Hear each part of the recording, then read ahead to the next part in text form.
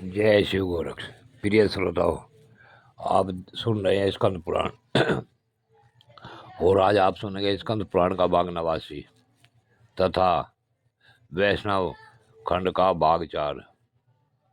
पिछले भाग में आपने सुना कि भगवान वारा का मंत्र कौन सा है तथा उसके जप करने की विधि क्या है और उससे किस प्रकार लाभ प्राप्त होता है।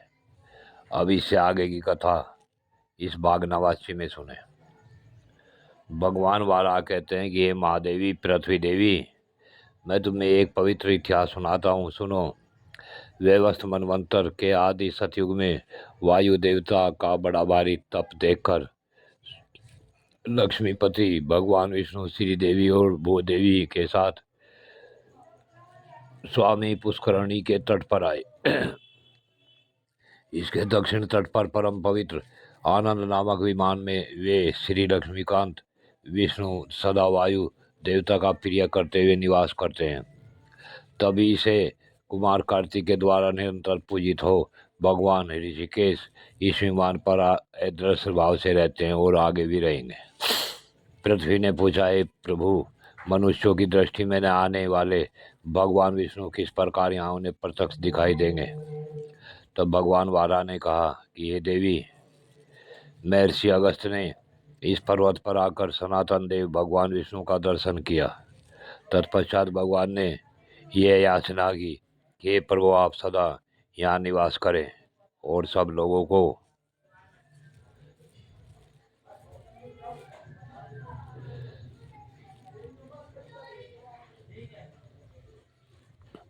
आपका प्रत्यक्ष दर्शन होता रहे। उनका ऐसा कहने पर भगवान विष्णु बोले, हे देवर्षि, मैं तुम्हारे संतोष के लिए यहाँ समस्त देवदारियों को प्रत्यक्ष दर्शन देता हुआ निवास करूंगा, परंतु यह विमान कभी किसी की दृष्टि में नहीं आएगा। तब से भगवान विष्णु मुनियों के ही ध्यान में आने वाले इस विमान पर मनुष्य आदि प्राणियों की दृष्टि के विषय होकर चतुर्भुज रूप से निवास करते हैं और आगे भी निवास करते रहेंगे। हे देवी, एक समय की बात है, मित्रवर्मा की मनोरमा धर्मपत्नी के गर्भ से आकाश नामक पुत्र हुआ, जो अपने कुल का आभूषण था। शक वंश में उत्पन्न धरणी नाम वाली कन्या राजकुमार आकाश की धर्म पत्नी हुई। नृपश्रेष्ठ मित्रवर्मा ने अपने उस पुत्र को राज का सारा भार सौंप स्वयं वेंकटाचल के समीप पवित्र तपोवन में प्रस्थान किया। राजकुमार आकाशमान चक्रवर्ती राजा हुए।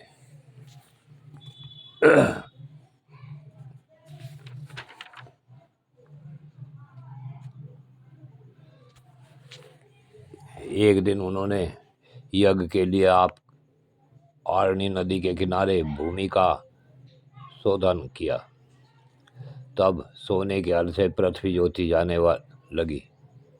तब बीज की मुट्ठी बिखेरते समय राजा ने देखा पृथ्वी से कन्या प्रकट हुई है, जो कमल की सैया पर सोई हुई है।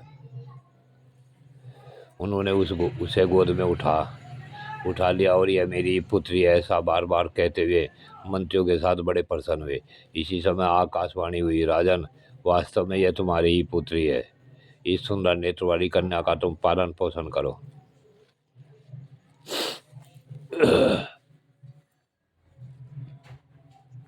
यह सुन राजा के मन में बड़ी प्रसन्नता हुई। वह अपनी महारानी धरणी देवी से बोले कि ये देवी, ये भगवान की दी हुई कन्या है, इसे देखो। फिर यह भगवान की दी हुई है और हम दोनों संतानहीन हैं, हमारे लिए यहाँ पुत्री होगी। यो कहकर आकाश राज ने रानी के हाथ में प्रेम पूर्वक कन्या दे दी।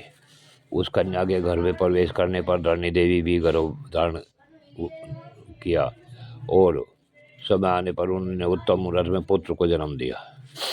उस समय 5 ग्रह उच्च स्थानों में स्थित थे और सूर्यदेव मेष राशि पर विराजमान थे। जिन लोगों ने महाराज को पुत्र जन्म का समाचार सुना, उन्हें अत्यंत प्रसन्न होकर उन्होंने जो कुछ उनके पास था सब दे डाला और स्वयं ही पुत्र का नाम वसुदान रखा। हे पृथ्वी देवी, आकाश राज का पुत्र वसुदान बड़ा ही सुंदर था। यह बालक प्रतिदिन शुक्ल पक्ष के चंद्रमा की भांति बढ़ने लगा। वेदों के पारंगत विद्वान गुरुजनों ने उस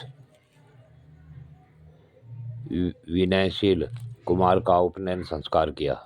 पिता से ही उसने मंत्रपूर्वक शस्त्र शास्त्रों की शिक्षा पाई। अंगों और उपांगों सहित धनुर्वेद के चारों पादों का अध्ययन किया। पृथ्वी ने पूछा कि ये भगवान, आपने आकाश राज के पुत्र का नाम बताया, अब यह बताने की कृपा करे कि उनके आयु निजा कन्या का नाम उस समय क्या रखा गया था। तब भगवान वाराने का, हे देवी, बुद्धिमान आकाश राज ने उस कन्या का नाम पद्मनी यानी पद्मावती आदि रखा। धीरे धीरे वह युवावस्था को प्राप्त हुई। एक दिन पद्मनी सुख और कोकिलों के कलरव से व्याप्त उपवन में अपनी सखियों के साथ विहार कर रही थी। उसी समय मुनिश्रेष्ठ नारद अकस्मात घूमते हुए वहां आ पहुंचे। उन्होंने वन की मूर्तिमती लक्ष्मी की भांति उस कन्या को देखकर विस्मय से पूछा, हे भीरू, तुम कौन हो? किसकी कन्या हो? मुझे अपना हाथ तो दिखाओ। यह सुनकर पद्मिनी ने नारद जी से कहा, ब्राह्मण, मैं आकाश राज की कन्या हूँ, मेरे लक्षण बताइए। तब नारद मुनि बोले, सुंदरी सुनो, तुम्हारा मस्तक गोलाकार और सम है, इसके ऊपर चिकने और लंबे बाल शोभा पा रहे हैं। तुम्हारा मुख मंद मुस्कान से सुशोभित है और तुम्हारे अधर बिंब फल के समान अरुण है। इस प्रकार तुम्हारा यह मुख भगवान विष्णु के ही योग है, ऐसा मेरी बुद्धि का निश्चय है।